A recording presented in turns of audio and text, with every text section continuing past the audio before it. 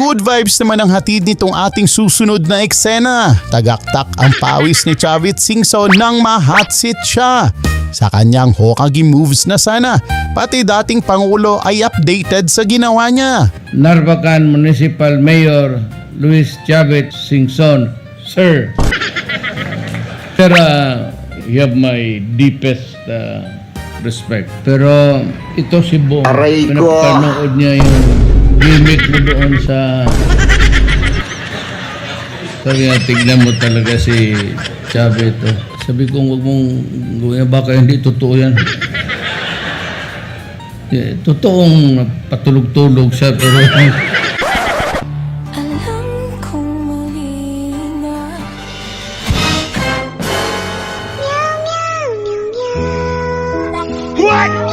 At dahil gimmick ni Chavit ay nagmintis, better luck na lang next time and... May the next mission be accomplished.